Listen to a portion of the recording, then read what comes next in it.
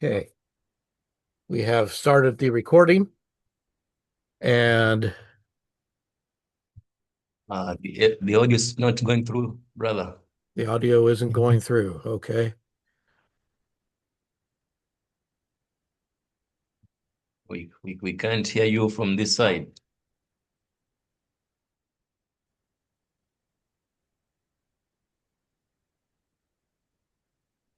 try that. Are you able to hear me now? Sir, Okay, thank you. yes. All right, we are going to be looking at basically we got into looking at the crucifixion last week, but we didn't really cover it very well. Um, we didn't really cover the death itself, but we covered everything that led up to the crucifixion scenes, and we need to look at those today. I did not hear that.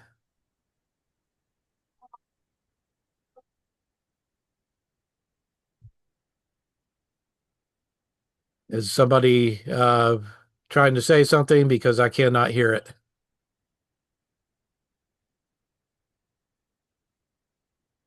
Okay.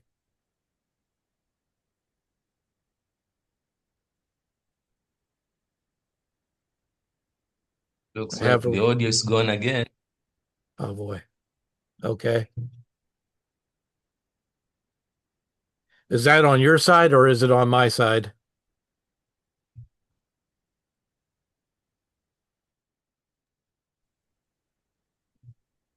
How about now? No?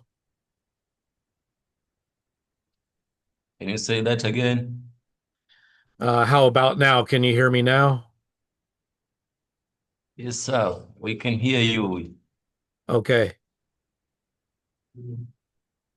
You say the audio is going in and out? Gone. It's gone again. Oh boy. Okay. How about if we can try and restart? Okay. Okay. Um, I think it must be working now because I can hear myself. Yes, yes. Okay. So I've moved the microphone a little bit and we'll see if that works better. Okay. All right. So we are going to be looking at the scenes of the crucifixion that we were not able to see as we studied it last week. We didn't. We ran out of time before we were able to really get into that. So we're going to be looking. Let me bring it up here. Mark,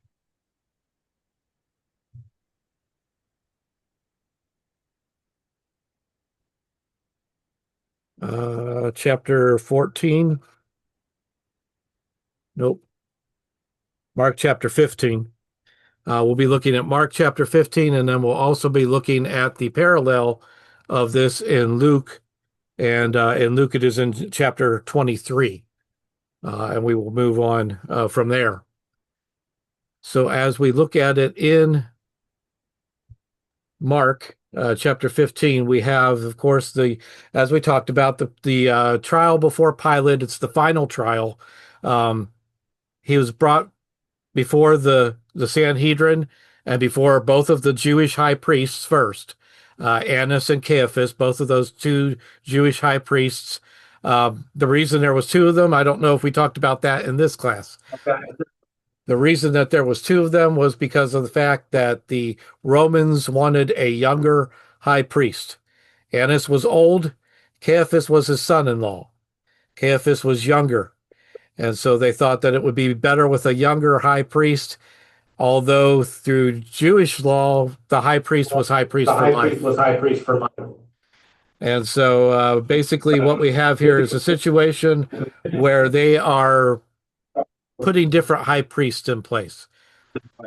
However, the Jews took Jesus before both of those high priests. They took him before Annas, then they took him before Caiaphas. In both cases, he was found to be guilty. They took him before the Sanhedrin.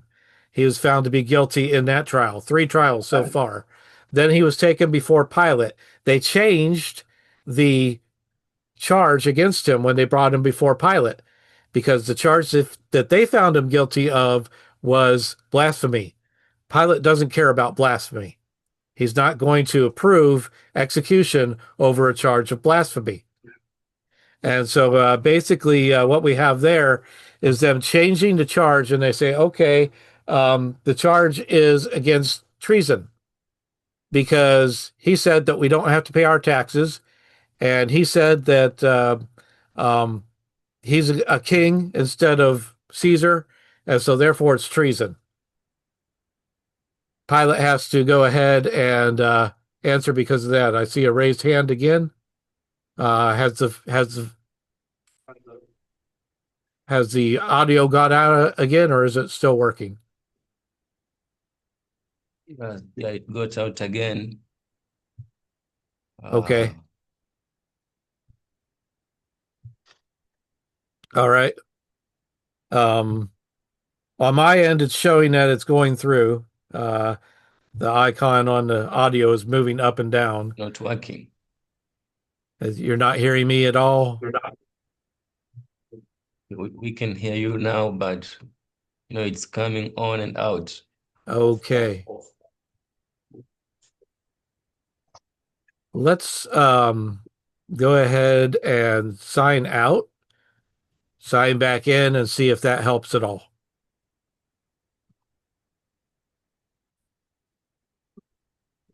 Okay, we'll move on from here. Hopefully, the sound will be better. We will not have those same problems that we were having before.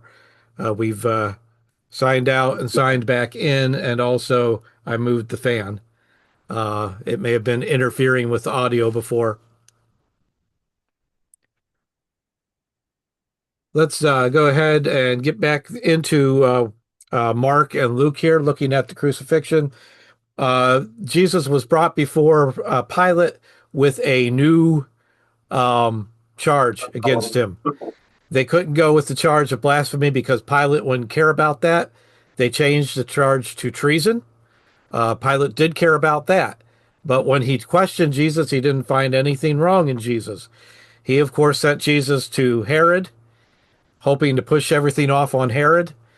Herod questions Jesus, and Jesus doesn't answer Herod at all. It just makes him mad. So he sends Jesus back to Pilate again after flogging him. There was a first flogging. He put a robe on him. He put a crown on him, a crown of thorns, and then he sent him back to Pilate in that way, mocking. Pilate then tries to release Barabbas, puts Barabbas up there and says, do you want me to release Barabbas, Jesus Barabbas, or Jesus who is called the Christ? And they say that they want Barabbas. Barabbas was one of the worst criminals that they could find down in the dungeons. It was going to be a release of the prisoner, which was done each Passover. Pilate did this as a way to build goodwill with the people to release one of their prisoners. So he says, find the prisoner that they won't want released, and I'll either release him or Jesus, and then they'll want me to release this Jesus who is called the Christ.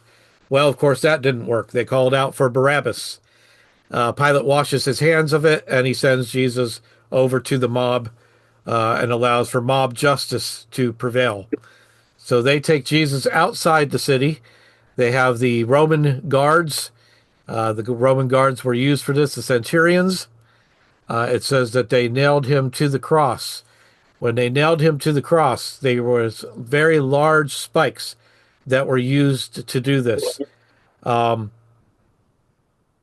They probably nailed through the wrist on the hand instead of through the palm, because if you try to nail through the palm, it's just going to tear. The skin will tear because there's no bone there, and so they would go through the wrist. There are two bones there, and they would try to hit the spike between those two bones. That would usually sever a nerve that is there that runs through that area of your body. This would cause excruciating pain. Of course, the person is being executed, so they didn't care about pain. And so this was the way that they did that. They also nailed a third spike. There was one in each of the wrists, and then a third spike through the ankles onto the tall bar of the cross. After this, Jesus was on the cross for about 6 hours before the time that he finally died. We see that Mark shows a lot of the drama of the cross, more of the action that was going on. Um, he especially mentions the statement that Jesus made from the cross, one of the seven that's mentioned as being statements from the cross. But if you look at Mark chapter 15 and verse 27, we will begin. Actually, let's back up a little bit to verse 25. Verse 25, there it says, "Now it was the third hour, and they crucified him. And the inscription of his accusation was written above, the King of the Jews." Now we found out in Matthew when he wrote that and posted it above Jesus, the Jews came back to him and said, "No, no, no, don't write that. He's not our king. He's not our king." Right? He said, "I am King of the Jews." And Pilate basically said, "I wrote what I wrote." And that was what was posted above him. That was a fulfillment of prophecy. It's interesting that Pilate would not change it. Probably if he realized he was fulfilling a prophecy, he might have changed it, but he did not. With him, they also crucified two robbers, one on his right and the other on his left. So the scripture was fulfilled, which says, "And he was numbered with the transgressors."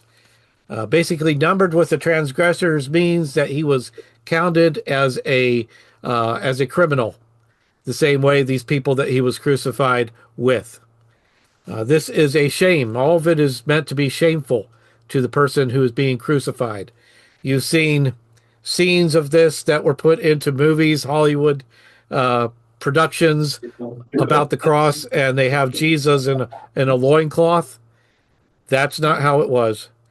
There was no clothing whatsoever for the person who was being crucified, because, as I said, it was meant to be shameful to them. So they were led naked. They were nailed to the cross naked.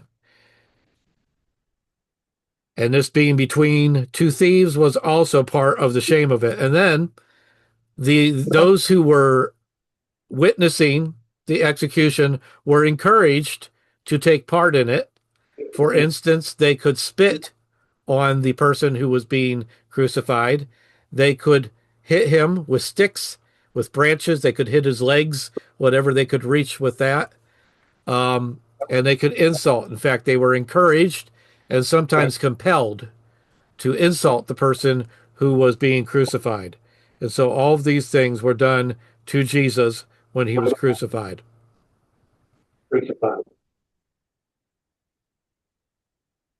In verse 29, it says, "And those who passed by blasphemed him, wagging their heads and saying, 'Aha, you who destroy the temple and build it in 3 days, save yourself and come down from the cross.'"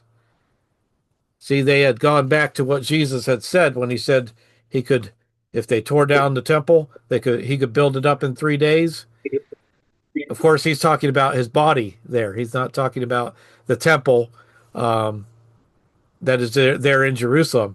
Although it's Jesus, he's God, he could do that too.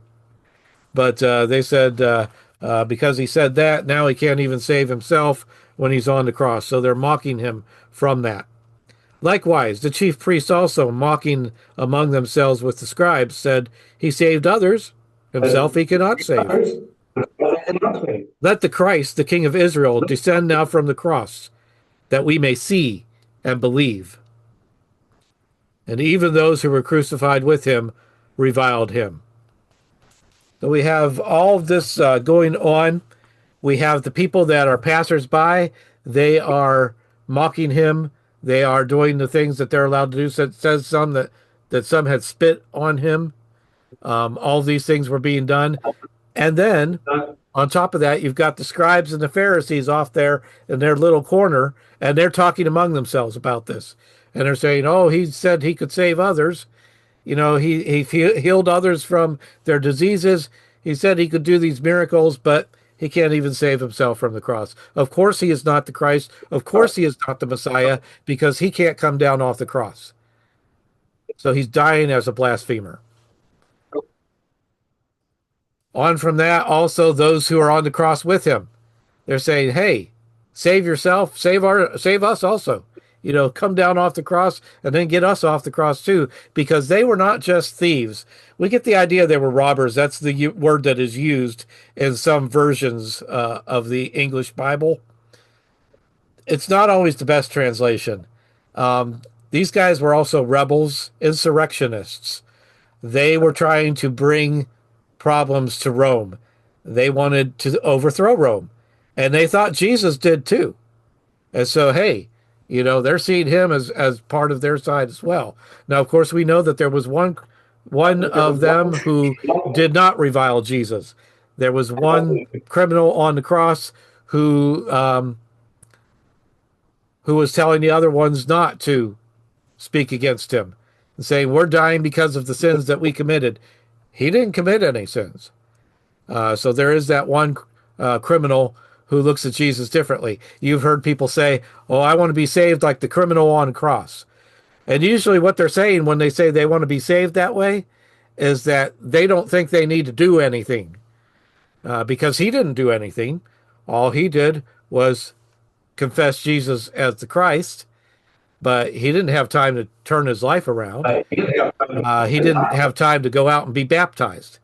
And that's mainly what they use that for is an evidence that a person doesn't need to be baptized because the criminal on the cross was saved, but he wasn't baptized. Okay, there's a problem with that. You can't be saved like the criminal on the cross was saved because Jesus spoke to him directly, face to face. And you don't have Jesus in front of you to speak face to face. Jesus forgave his sins face to face. We don't have that same ability. In addition to that, this all happened before the Spirit fell on the church. The new covenant has not yet begun. The old covenant is still in force at the time that Jesus is on the cross. And so that old covenant is what is in view. The new covenant, which includes being baptized, not in view yet. And then, in addition to all of this, we also have the fact that we don't know if that criminal on the cross was baptized or not. We have no idea if he was baptized. So we don't know anything about him except that he's on the cross now with Jesus and that Jesus says to him, "You will walk with me today, you will walk with me in paradise." That's all we really know about him. It would seem that he knows something about Jesus. Um, he says, "This man committed no sins." And when he speaks to Jesus, he says to him to remember me when you come into your kingdom. And so that seems to show that he at least knows something about Jesus, that Jesus is the Messiah, and that he believes that Jesus is the Messiah. So there's interest in that situation there. Once again, in Mark chapter 15, it says, "Now when the sixth hour had come, there was darkness over the whole land until the ninth hour. The ninth hour, Jesus cried out with a loud voice, saying, 'Eloi, Eli, lama sabachthani,' which is translated, 'My God, why have you forsaken me?'" The people who stood by heard something different. When he said, "Eli, Eli," they thought, oh, he's calling out to Elijah. Let's see if Elijah comes and saves him. They didn't think Elijah was going to come and save him. This was more mocking that they were doing when they heard him cry these words. But that "Eli, Eli, lama sabachthani" is from Psalm chapter 22. Jesus is quoting scripture there.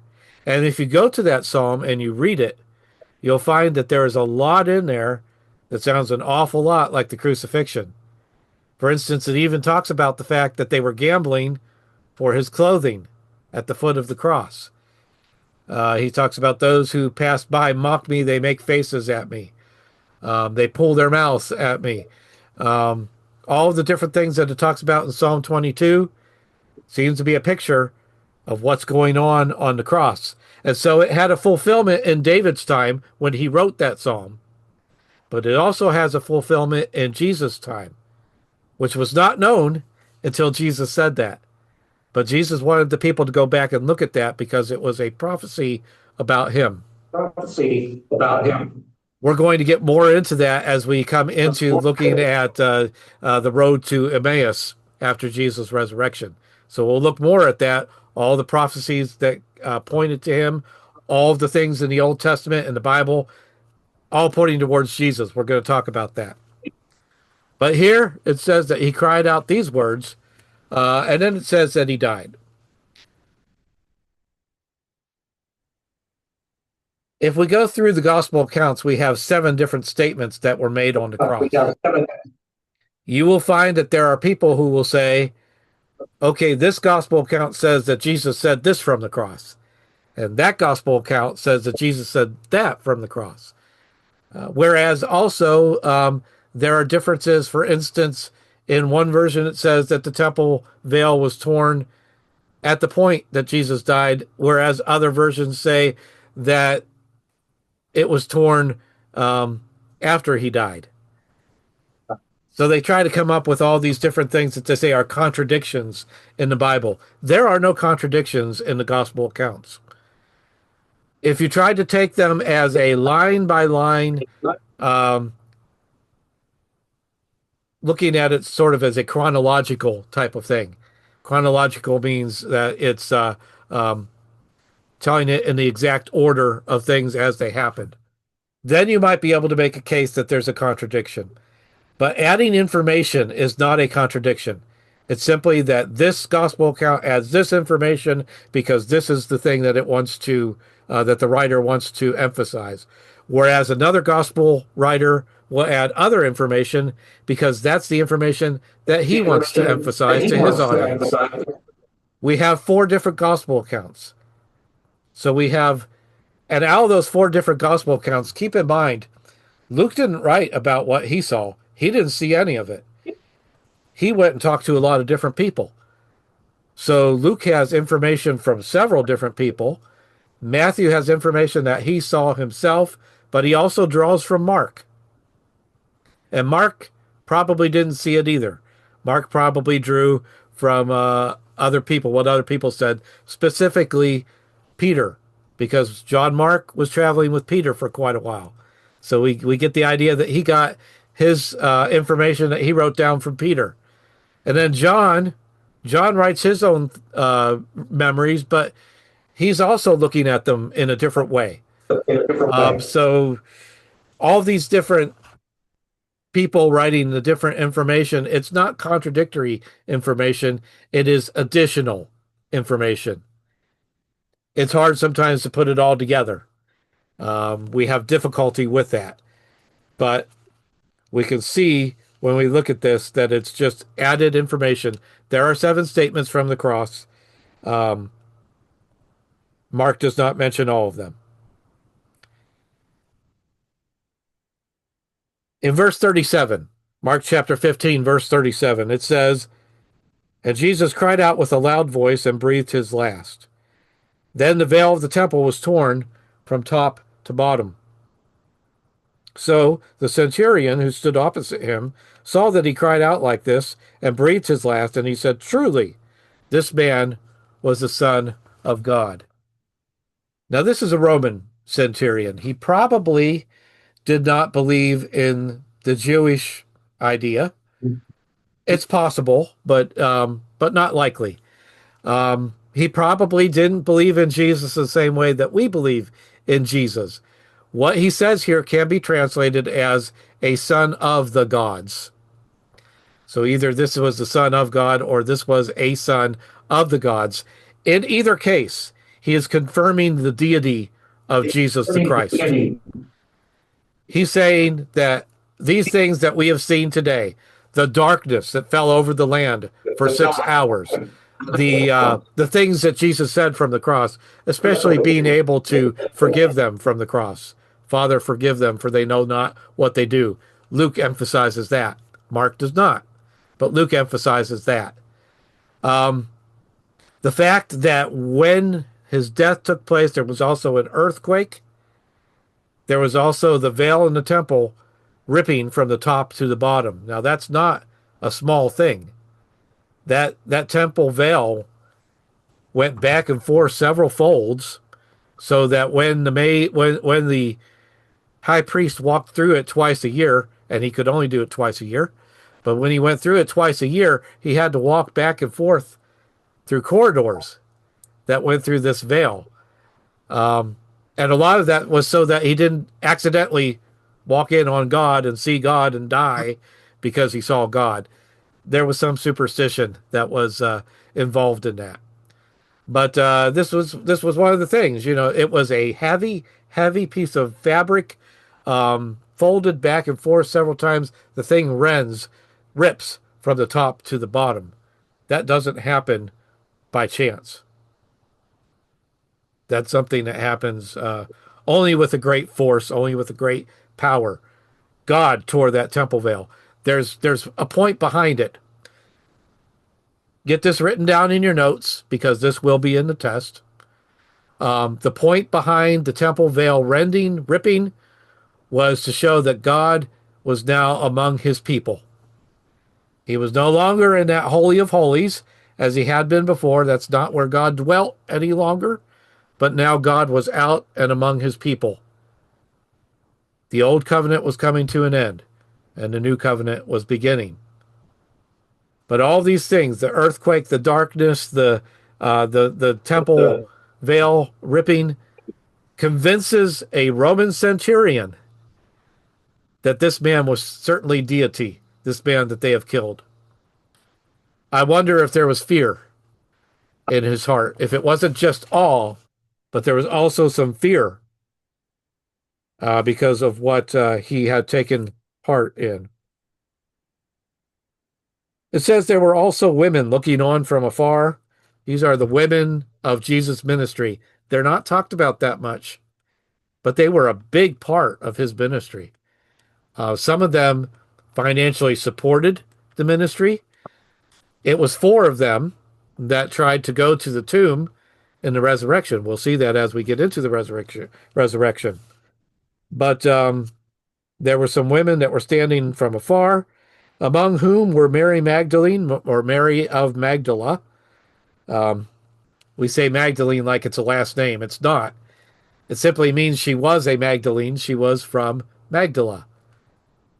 We don't call Jesus Galilee, but we call Mary Magdalene. Kind of weird. Mary, the mother of James and the Less, and of Joseph and Salome, who also followed him and ministered to him when he was in Galilee, and many other women who came up to him from Jerusalem. Again, you'll find as you go through the different gospel accounts that different people are mentioned as being at the cross. These three women, we know that as well that Mary, the mother of Jesus, was there because Jesus takes a moment from the cross to recognize Mary and to recognize John as well, who was there, John, the disciple, the one who Jesus loved. And Jesus tells John to take Mary as his own mother. Jesus says to Mary, "Behold your son." He's not talking about behold me on the cross. He's saying, "Behold your son." That's John. That's John that he's talking about. And then he says to John, "Behold your mother." So he's telling John, take care of her because I'm not going to be able to do it. It was the eldest son's responsibility to make sure that the mother was cared for, that his parents were cared for when they reached old age. Jesus knows that he's dying on the cross. He's going to be in heaven, but he's not going to be on earth, and he's not going to take care of Mary in that physical way. Therefore, somebody has to do that. Jesus takes his responsibility seriously even while he's on the cross dying. And he makes sure that John knows that it's your responsibility. And it says that John took her into his house from that very hour. And from other writings of first century church historians, we are told that John did indeed take care of Mary until her death. Now, we're not told anything about her death. We don't know how it Yes. happened. Yeah. You will find that there are some who believe that Mary was ascended into heaven like Jesus did. There's nothing in the Bible about that. It doesn't say that that ever happened. That's written in the Catholic Catechism. That's where they talk about that. Um, it's not written in the Bible. I feel if it was important, it would have been written in the Bible. We would have been told about it. We're not told about it. I don't believe that happened. I believe she died just like everybody else dies. So, you know, take that for what it's worth. That and $1.50 will get you a cup of coffee. Maybe. Maybe Your cup of $1.50 doesn't coffee. cover a cup of Yeah. coffee anymore. But take that as you will. We know that Jesus was buried in the tomb of Joseph of Arimathea. Now, let's take a look at that. Joseph of Arimathea, we're never told he was actually a Pharisee. There's a good chance that he was. Either way, he's a rich man. He's a man of means. We know that because he has a tomb, a family tomb. Um, we know that he and Nicodemus, who was a Pharisee and was a respected Pharisee, by the way, we know that they went to Pilate and they requested the body of Jesus. That probably means that they bribed Pilate for the body of Jesus. There was a gift that was given of respect, of course, to Pilate. But the Roman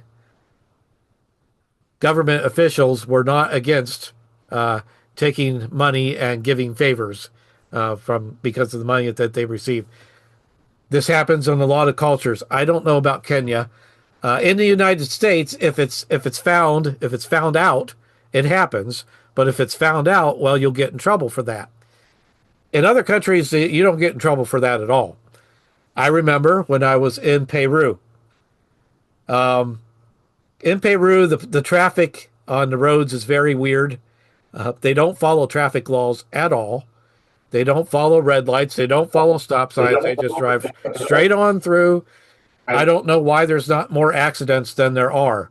Maybe it's because the traffic's so slow, even when it's running like crazy. At any rate, at one point we were pulled over by a police officer, and there was money given to the police officer. Stated that it was to pay the fine.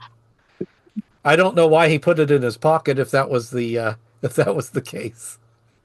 But you know, in some countries, this is accepted behavior. This was accepted behavior in Jerusalem. Pay off the Roman officials, get the favor that you're looking for. They went to Pilate and they asked for the body of Jesus. Whether or not they bribed him, I don't know, but he did give them that permission. They took the body, they wrapped it in a cloth, we're told. We're also told that Nicodemus purchased 75 pounds of aloes and myrrh.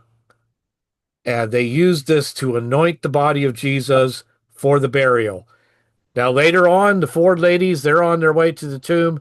They're going to anoint the body again for burial. Perhaps they didn't think it had been done right. This was two men that did it. You know, maybe they don't think it was done right. Maybe they want to do you this know as part of their mourning. That was part of the mourning, was anointing the body for the burial. But they took note of where body. Jesus was laid in the tomb. They took the And it says that they went on the day, on the resurrection day, the first day of the week. But they took note of where the body was laid, and then they went home because the Sabbath was upon them, and they rested, it says, on the Sabbath. And the next thing that we see is happening is the resurrection. Let's get into it. We have some time to go into that.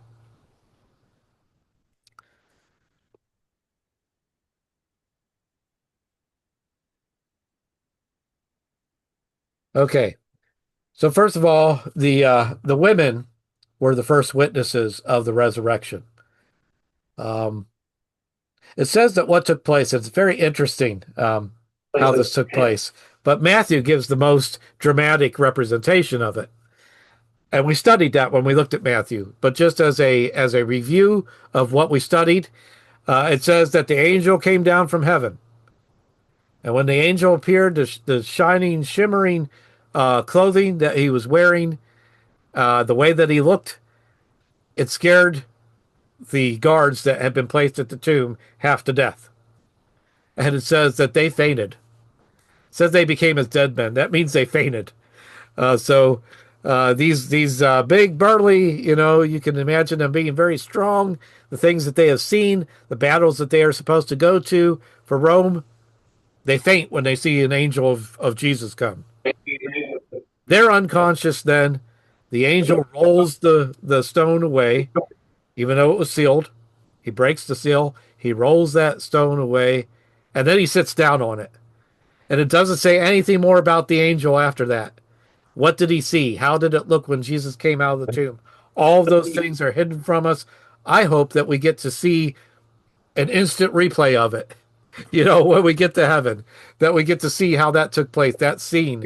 That's the thing that I want most in human history to have witnessed is Jesus coming out of the tomb. But guess what? Nobody was there because they all thought he was dead. Jesus said that he would come back in 3 days, but that the meaning of that was hidden from them. And so on the third day, they weren't down there waiting. I feel like, and of course, we're looking back on it, but I feel like I'd have been down there waiting at the tomb to see what's going to happen. But again, we're looking at it from forward in time, and they were there in the present. They thought Jesus was dead. Everybody thought he was dead. Nobody thought he was coming back. Even the four women. Who were these four women? They were Mary of Magdala, often called Mary Magdalene. There was also Joanna. Um, Joanna was either an aunt of Jesus or a close family friend. Either one is possible. There was Mary, it says, the mother of Joseph, also possibly another aunt of Jesus or another close family friend. And then there was Salome.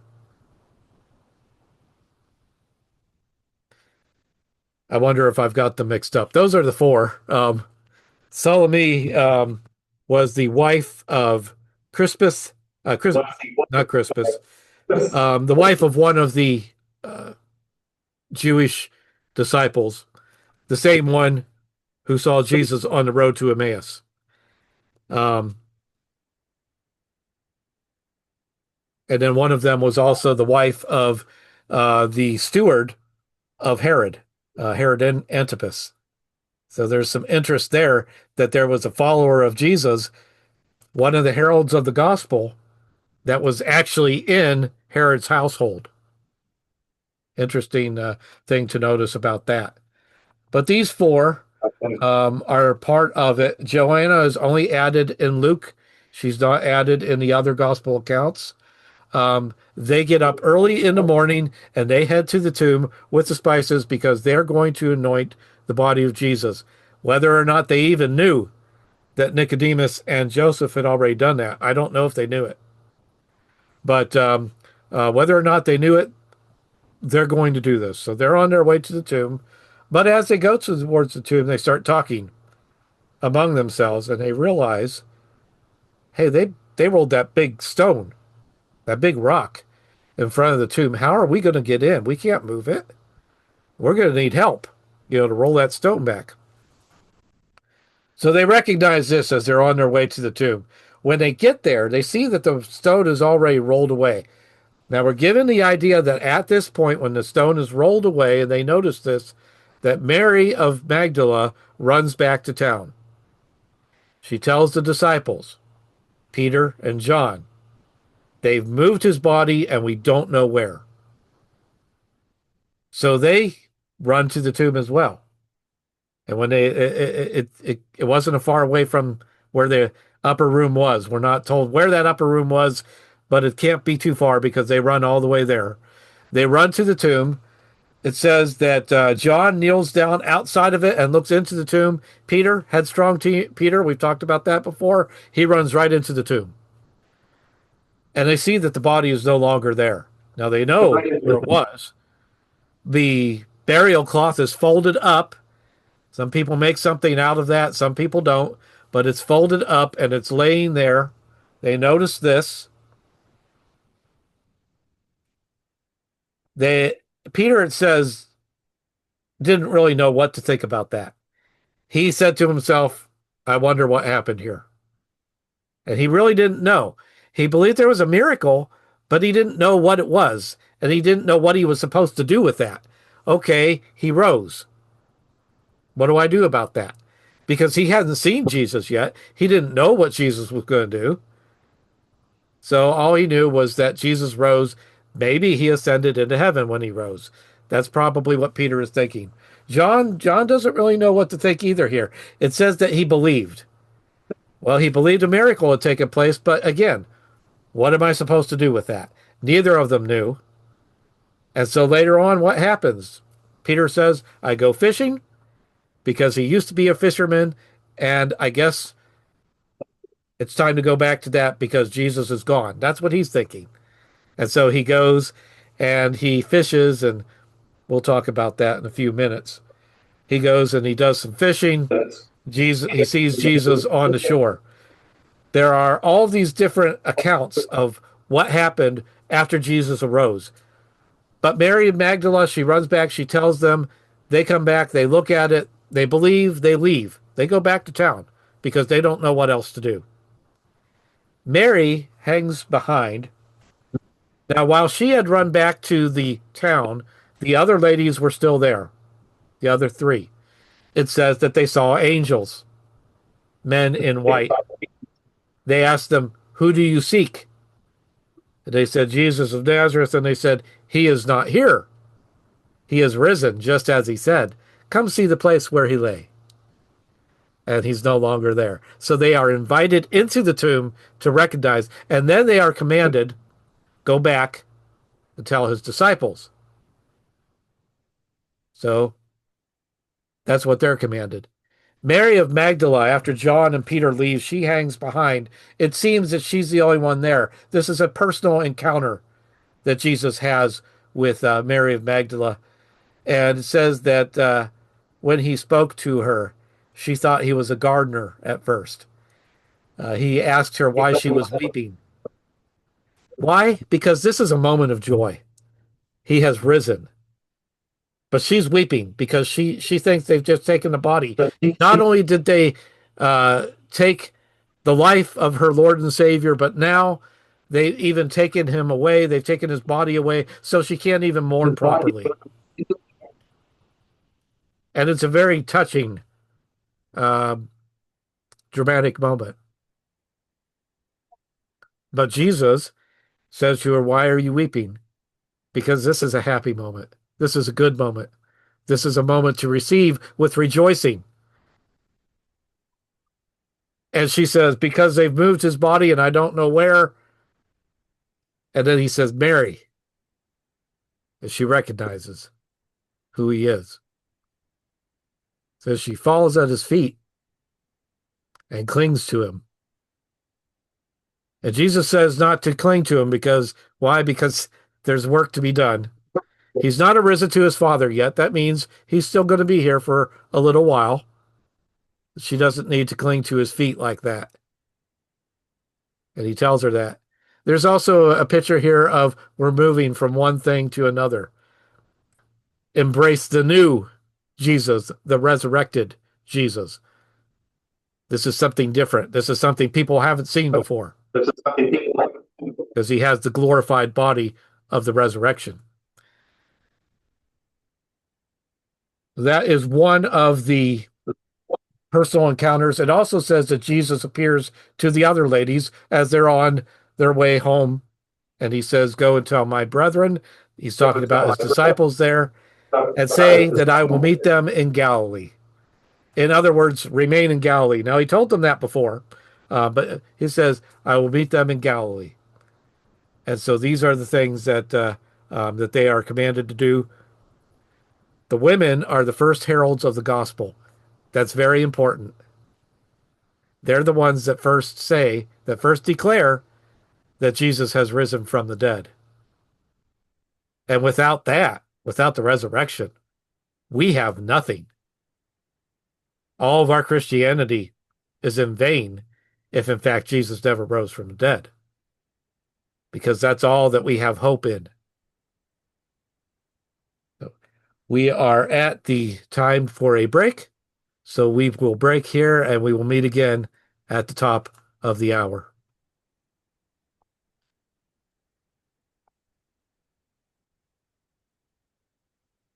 The recording has restarted, and now we will look at the road to Emmaus. And the road to Emmaus happens in Luke. So we're going to move from looking at what we were looking at in Mark, and we're going to look at Luke instead. Luke chapter 24.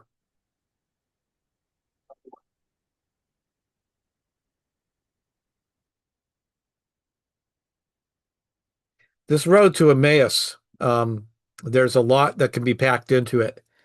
And I know that because an elder at the congregation of Christ, where I am a member, did somewhere in the neighborhood of 20 sermons on the road to Emmaus. He just kept preaching on it because new ideas kept coming. And so he just kept on preaching about it. And finally, I said to him, this is really good material. It should be preserved. We should do a Bible class on it. And then I took it a step further and I said, we should do a book on it. And he thought a book was a good idea. So we worked together and we wrote a book called The Road to Emmaus, where we take 13 characters from the Old Testament. We talk about how they are foreshadowing of Jesus.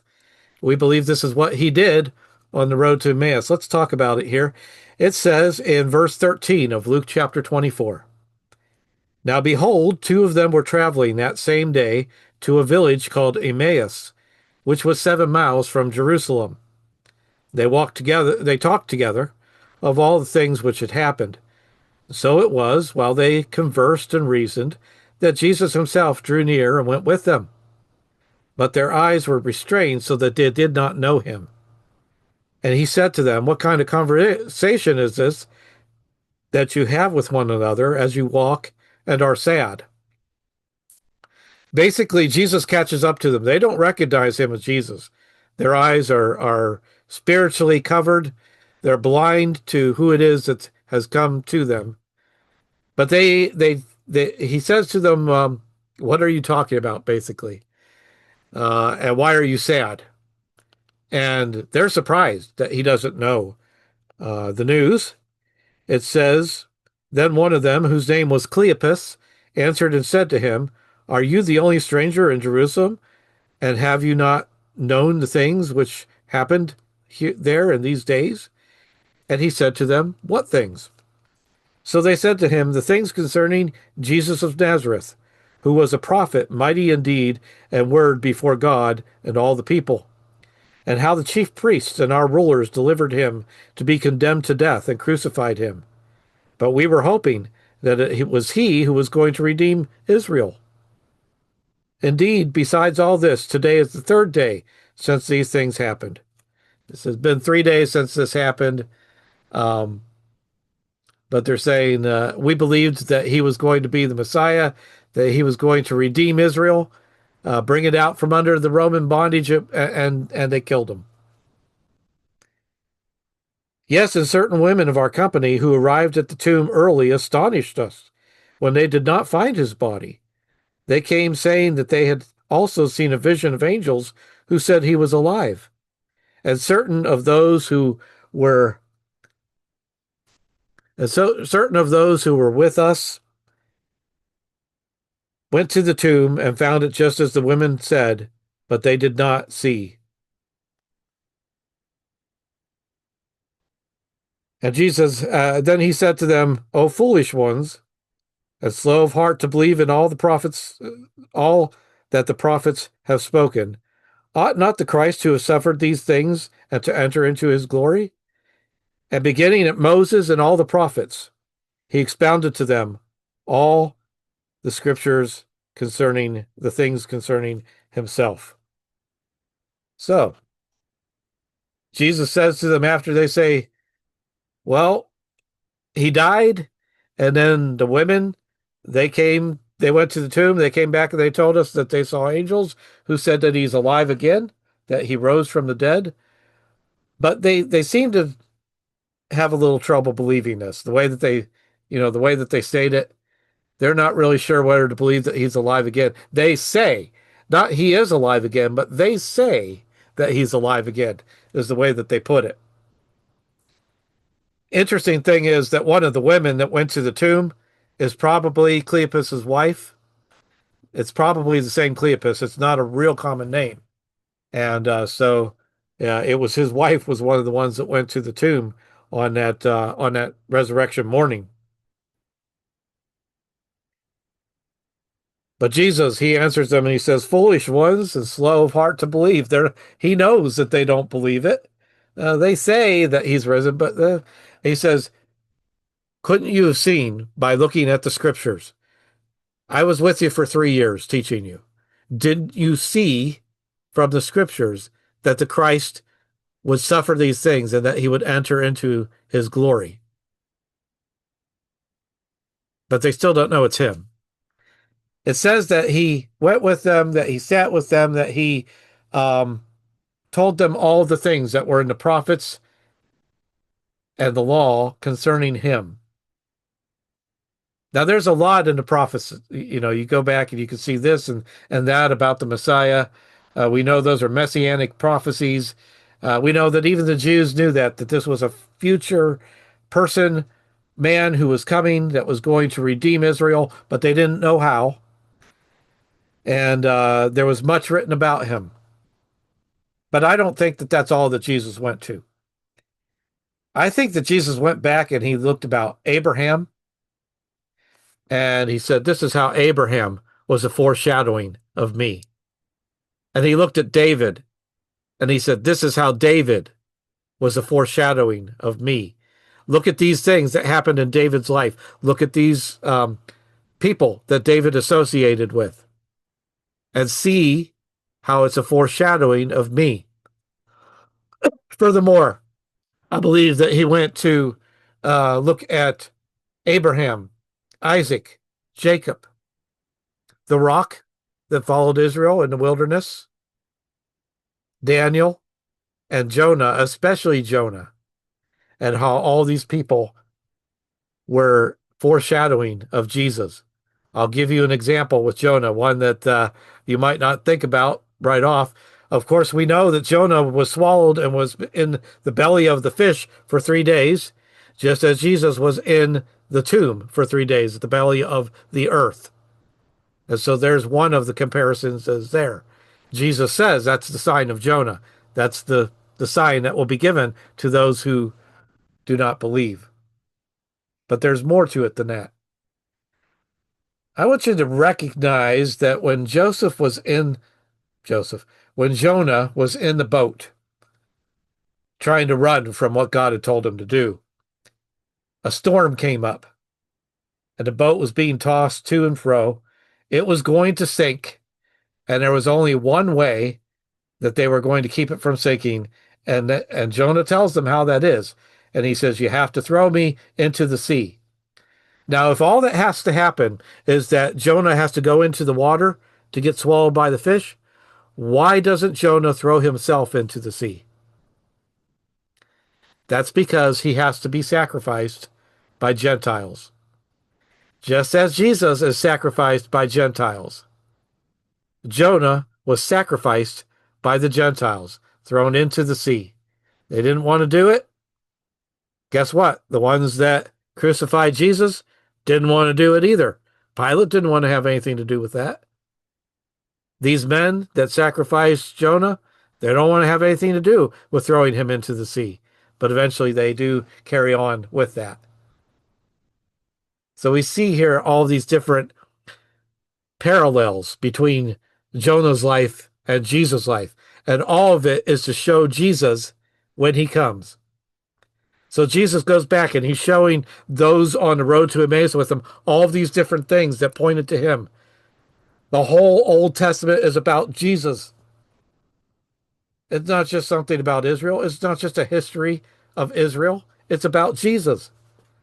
And we ignore it when we preach. We talk about the New Testament. We say we're New Testament Christians. That's good. We are New Testament Christians. But what does that mean? It means there is an Old Testament, and that Old Testament is important too. And without it, there wouldn't be a New Testament. So we need to preach from the Old Testament as well. When you go and you are out and you are doing preaching and teaching, do not ignore the Old Testament. Make sure that you use it in your teaching as well, because it's important. If it wasn't important, God wouldn't have preserved it to us until this day. It's part of the whole narrative. Preach the entire Word of God, not just part of it.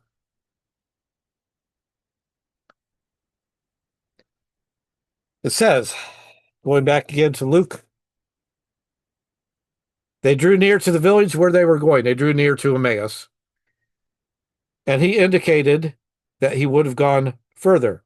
But they constrained him, saying, Abide with us, for it is toward evening, and the day is far spent. And he went in to stay with them. Basically, Jesus gives the idea to them here that he's going to travel further on this day. And they say, look, the day is nearly over. It's going to be dark soon.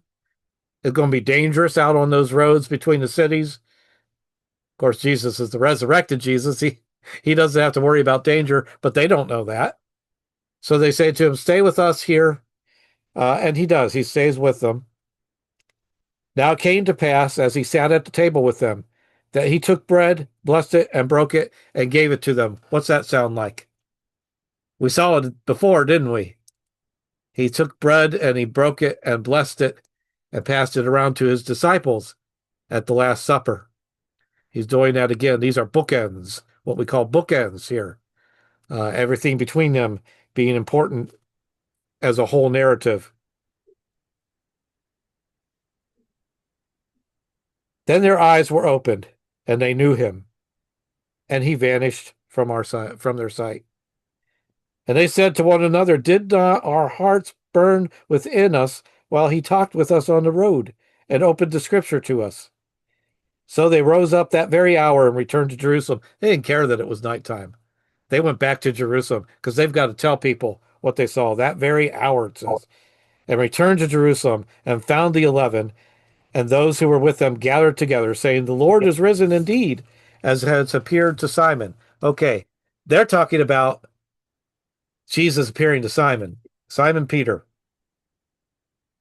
Simon went fishing, first day of the week, nothing else to do, he thinks, because Jesus arose, but I don't know what I'm supposed to do with that. And so Peter says, I go a fishing. And he goes out to go fishing. It says that others went with him. Probably John was part of that party. That John was a fisherman too, and James. But they go out with him. He's in the boat. Somebody calls to him and says, Let down your net on the other side. Again, we have bookends. You saw that before too. Let down your net on the other side. And he did, and it was a miraculous catch. He does this time, and it's a miraculous catch. Peter can't even wait for the boat to get to the shore. He jumps out of that boat and he swims to shore to get because he has to get to Jesus. He knows that's Jesus now.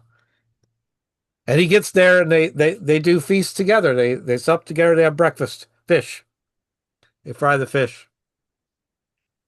And it says that Jesus speaks to him as they are doing that. You can imagine it's awkward, okay? Because the last thing that happened between Peter and Jesus was that Jesus turned to look at him after he had denied Jesus 3 times, denied knowing who Jesus was, denied being part of his ministry, denied everything, even cursed as he was doing that. And then it says Jesus turned and looked at him as the cock crowed. And he knew that Jesus had prophesied that this would happen, and he didn't believe it. He didn't believe that would take place. So it's awkward now. Jesus removes that awkwardness by asking 3 times, the same number of times that he was denied, Peter, do you love me? And every time Peter says, of course I love you. And the third time he's distressed by it. And every time Jesus says, feed my sheep.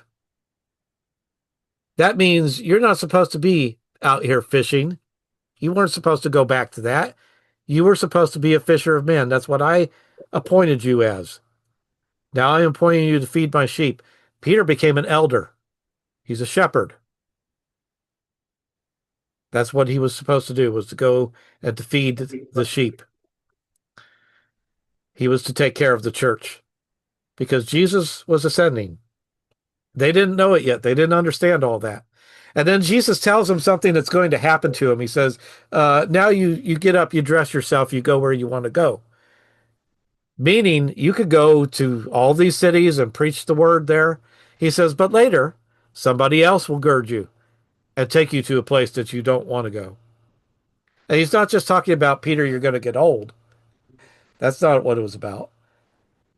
Rather, he's signifying the death that will take place, Peter's death. He will be taken where he doesn't wish to go, um, but he was crucified as well. Peter, we're told, crucified upside down. I don't know, it's not in the Bible, but good historians have written that that's what happened to Peter. Tradition. It's tradition that teaches us that he was crucified upside down. Peter says, what about him? He looks behind and he sees that John is following along behind him and Jesus at a distance. And Peter doesn't just want to know what's going to happen to him. He says, what about him? What's going to happen to John? And Jesus gives the best answer here. It's one of the times that Jesus says something that's just, today is just as big today as it would have been at that time. He basically tells Peter to mind his own business because he tells Peter, if I'm willing for him to wait until I come again, what is that to you? You follow me. So no matter what somebody else is doing, it doesn't matter what that man did. It doesn't matter what's going to happen to him, whether he's going to die as well. It doesn't matter if he dies before you or after you or at the same time as you. You follow me. You're not following him. And that is the important lesson that's being taught from that. Being taught. All of these things that happen, these different situations in which Jesus appeared. When we go to 1 Corinthians chapter 15, we see Paul. Now, Paul didn't see Jesus. He saw a resurrected Jesus, but he didn't see Jesus during his life. He did not see the crucifixion of the Christ, but he saw the resurrected Jesus on the road to Damascus. That makes him qualified to be an apostle. And of course, he was an apostle. In his writing in 1 Corinthians chapter 15, he says, I delivered to you the saying that was delivered to me. And in another place, he says, it was delivered to me by Jesus himself. So it was Jesus who taught Paul these things, who revealed these things to Paul. And Paul says that there were women who saw Jesus, that Jesus' brothers saw him. That's talking about his siblings. He says that at another point, 500 people at one time saw him. So he gives us all this witness testimony. By Jewish thought, a fact only had to be established at the word of 2 or 3 witnesses. If 2 or 3 people saw it and they all testified to the same thing, that was the fact established that yes, this was the truth. They would accept that as truth. 500 people. And Paul says it in such a way that he's telling them, go ahead and verify me on this. Some of those people, he says, some of them remain with us to this day. He's saying, go ask them. They saw it. So this is him inviting any of the critics that would read from First Corinthians to go and verify the things that he is saying, that they are true about the resurrection of Jesus. Because what? They were saying he didn't resurrect. If there's no resurrection, there's no point in Christianity at all. There's no point in Christianity. Because it means that Jesus was either a lunatic or a liar. What I mean by that is he said he was going to raise from the dead. Well, if he didn't raise from the dead, either he lied when he said that he would, or he was crazy when he said that he would. See how that works.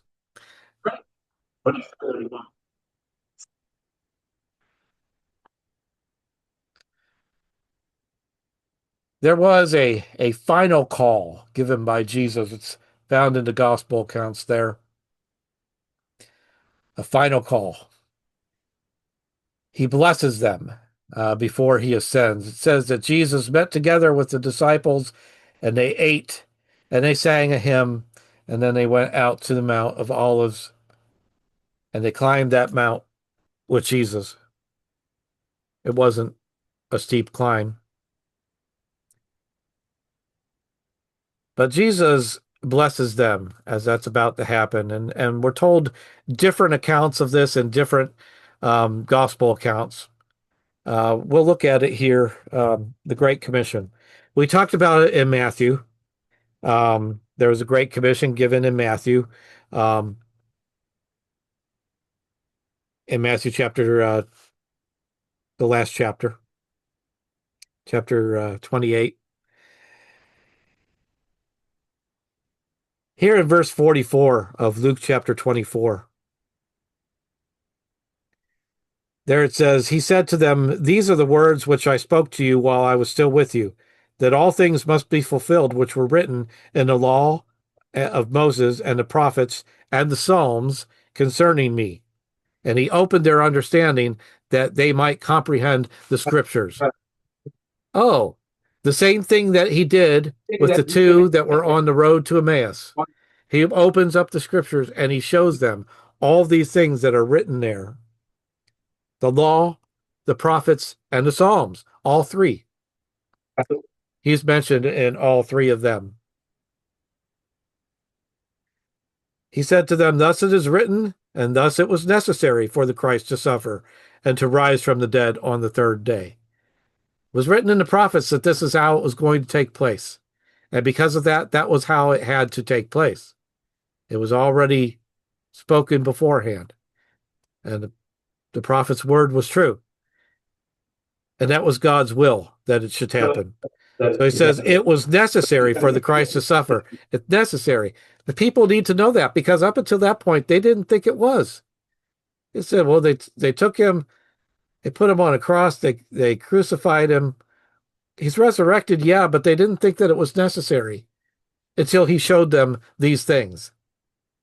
And then they understood the reason that he died was so that his blood could be shed. He's the Passover lamb. He's the Passover lamb. So it's not just David and Jonah and Abraham and Moses that foreshadow Jesus. It's the Passover lamb. And the repentance and remission of sins should be should be preached in his name to all nations, beginning at Jerusalem. And that's really how they did it. They started in Jerusalem on the day of Pentecost. The Spirit fell on the church. We're told that in Acts chapter 2. And when the Spirit fell on the church, they stood up, the disciples at least, the 12 disciples. Maybe it was 120 people. That seems unlikely. But at least the 12 stood. And they began to preach. And it says that they were speaking in tongues so that every person that was there from different regions heard the word spoken in their own language. That made it easier for them to be able to understand what was being talked about. 3,000 were baptized. It seems like a lot to us,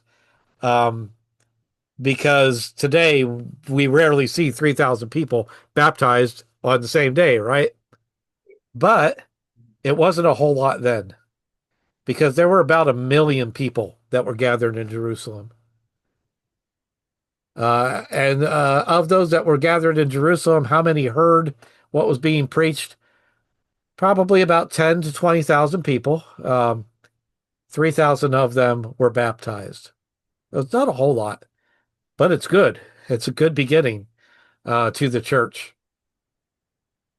And Jesus preached to them, had preached to them that they would begin in Jerusalem. But then they would go out from Jerusalem and they would go into Samaria. And we see Philip the evangelist, he's told to go to the road that I show you. And when he does, he meets the man in the chariot, the Ethiopian eunuch. And he teaches him the word from where he's at. It's Isaiah chapter 53 that he was reading while he was in the chariot. And he says, who's it about? And Philip is able to take that and teach him who it's about and what he has to do about it.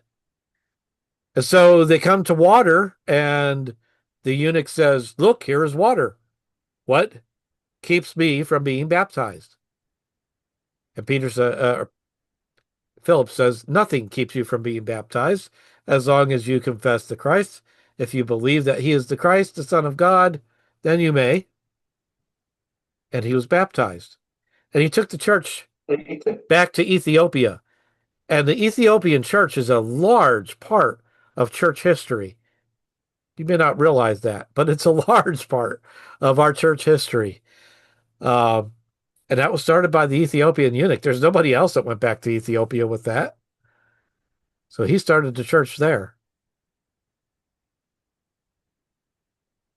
It says that after that, Philip was caught up, sort of like in a whirlwind, and that he found himself in Samaria. He was transported spiritually and physically by God to Samaria, thereby showing now the message is going out from Jerusalem.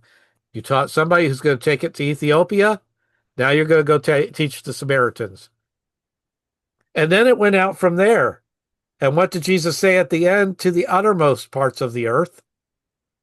They were to go outside the empire itself and to teach the word of God. We know that Thomas went to India. We know that certain of the disciples went to China. The word was spread all across the world, the way that Paul puts it. He says the gospel's been preached in all the world because that's what Jesus said was going to need to take place. That they were going to take the message out from Jerusalem, but it started in Jerusalem. So they're to wait in Jerusalem until that takes place. You are my witnesses of these things, he says in verse 48 of Luke chapter 24. Behold, I send the promise of my Father upon you, but tarry in the city of Jerusalem until you are endued with power from on high. And we talked about how they were endued with that power already. It says he led them out as far as Bethany, that is where his friend Lazarus and where Mary and Martha lived. He led them out as far as Bethany, and he lifted up his hands and blessed them. And it came to pass while he blessed them that he was parted from them and carried up into heaven. And they worshipped him and returned to Jerusalem with great joy and were continually in the temple, praising and blessing God. Amen. Now, this is the way that Luke puts the end of his gospel account. In Acts, he adds to that. And he says that when Jesus had risen, had ascended into the heavens, that all the disciples were standing there staring up into the heavens. I don't know, waiting for what's going to happen next. You know, they never knew what was going to happen next with Jesus. And so they're standing there staring up into the heavens until they realize that some men in white have joined them. And these men say to them, why are you staring up into the heavens? This Jesus who you saw received up will return to you in the same way. But until then, they were to do what he had said. That Great Commission, it's repeated here. We looked at it here in Luke. We can look at it in Mark. We could look at it in Matthew. We can look at it in John. In all four gospel accounts, there is an account given of that Great Commission. Because Jesus made it important that they should know what they needed to do after he ascended. Now I want to go ahead and look at it in Mark. Mark chapter 16.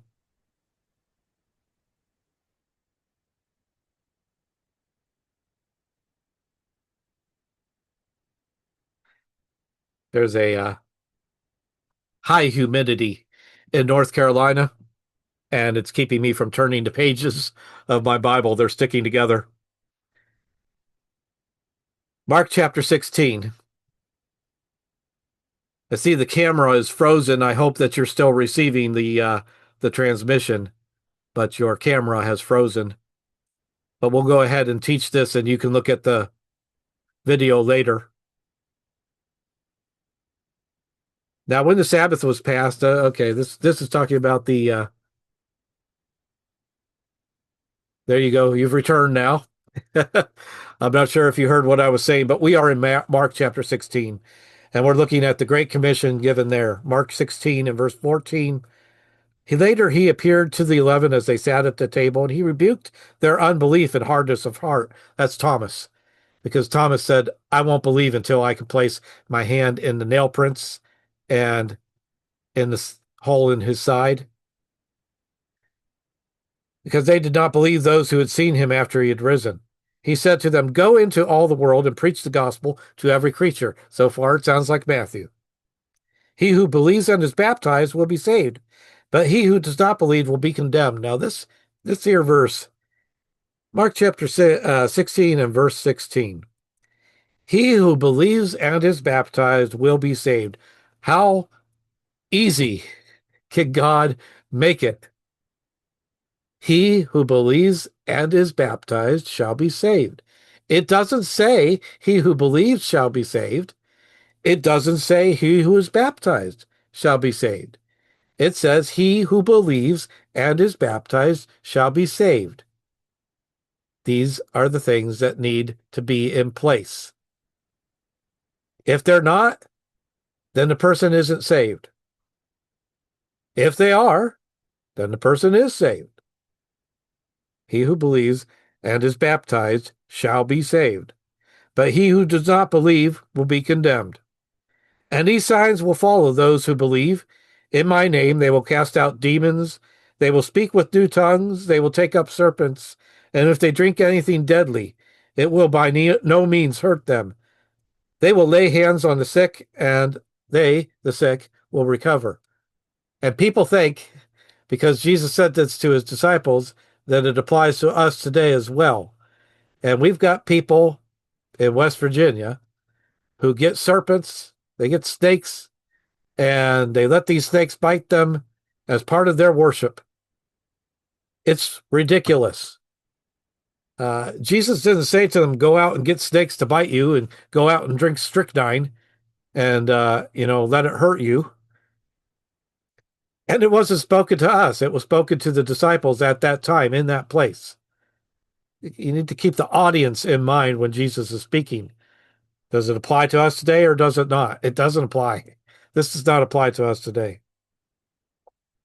So then, after the Lord had spoken to them, he was received up into heaven and sat down at the right hand of God. And they went out and preached everywhere, the Lord working with them and confirming the word through the accompanying signs. Amen. So here it says that they were able to take that word just as he told them to take it into the world to teach others. We see instances in which they were able to confirm the word. For instance, we see in Acts people that were sick that the apostles healed, people that had died that the apostles raised, such as Tabitha. We see also that they took this message as they were supposed to do from Jerusalem, started in Jerusalem, then went to Samaria, then went to the outermost parts of the earth, spreading the gospel message to every creature, just as Jesus said it needed to be done.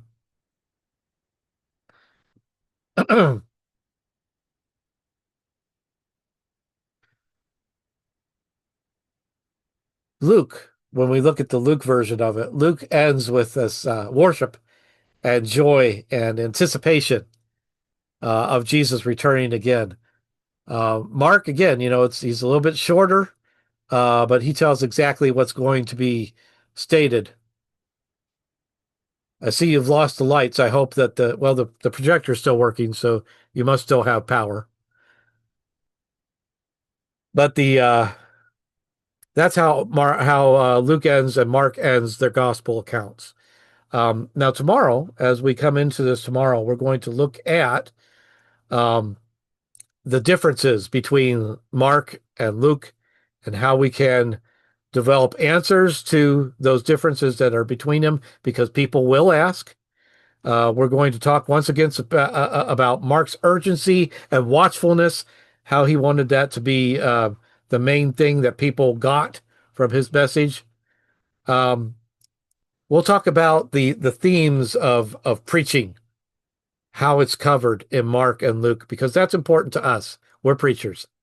So important to us is that um, wherever we see preaching mentioned in the Bible, what we're supposed to do and how we're supposed to do it. And we're going to talk about that from Luke and Mark. And we'll talk about the final reflections on it as well. So be ready for that tomorrow. I'm going to end there. We're a little bit early. So I give you about 10 minutes.